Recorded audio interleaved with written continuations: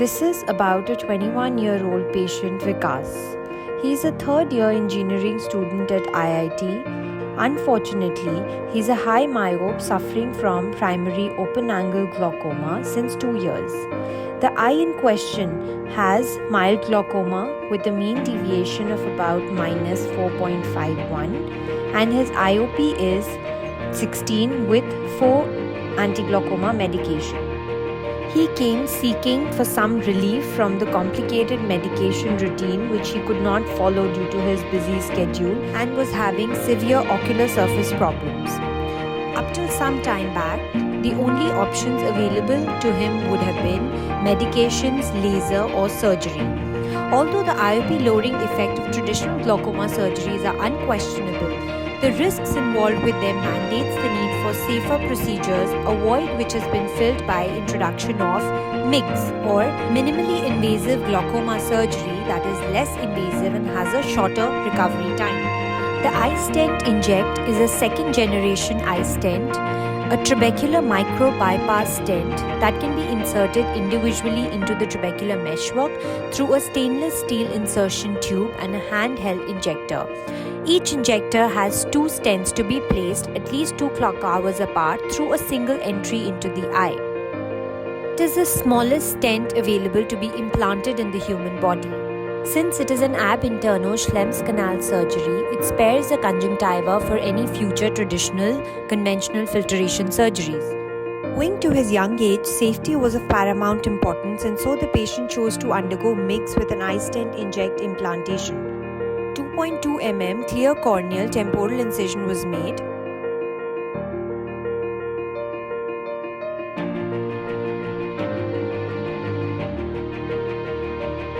After doing a refractive lens exchange and implanting a 3 diopter intraocular lens into the bag,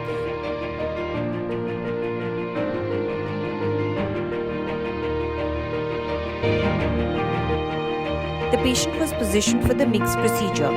For this, the patient's head is tilted 35 to 45 degrees away from the surgeon and the microscope is tilted 35 to 45 degrees towards the surgeon. A direct surgical gonio prism is then placed onto the cornea using cohesive viscoelastic and angle structures are to be clearly visualized. Excellent visualization under high magnification is of paramount importance for this procedure. Through the same phaco-incision, after filling the anterior chamber with cohesive viscoelastic, the injector is introduced and directed infranasally. The tip of the injector is retracted and the stent is visualized. The needle tip is then dimpled into the targeted trabecular meshwork area perpendicularly and then the iStent injector shot. Blood reflux is a good sign. The injector is withdrawn and AC refilled with cohesive viscoelastic and similar maneuver repeated on the supranasal side. Minimal hyphema was noted and washed during viscoaspiration. Proper and secure insertion is checked by gently tugging on the device. Patient was put on post-operative antibiotics and tapering doses of steroids for about 2 to 3 weeks. After the washout period, the patient's IOP was 16 on 2 medications from 4. Let's look at another patient, this time a 30-year-old lady with primary open-angle glaucoma, mild glaucoma with a mean deviation of minus 2.58 and a VFI of 94%, uncontrolled intraocular pressure of 26 millimeters of mercury on 4 anti-glaucoma medications. She underwent an iStent Inject implantation as a standalone procedure in a phakic eye. 2 stents were placed about 3 clock hours apart in the nasal quadrant.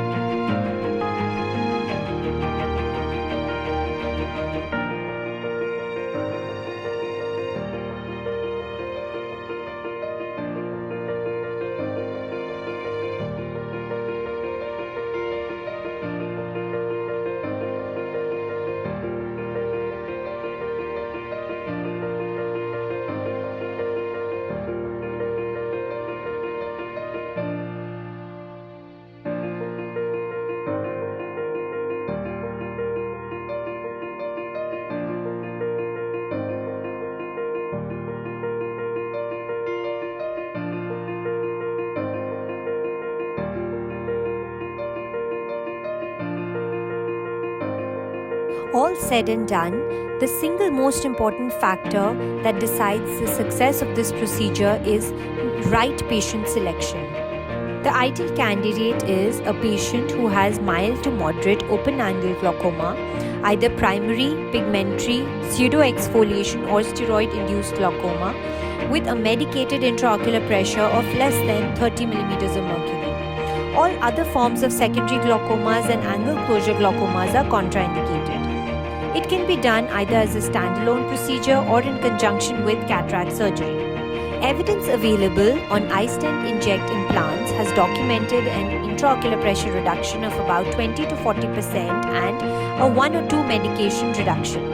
However, results vary and treatment failures have also been reported. Careful patient selection is key. No major side effects were noted in any of the surgeries in my experience.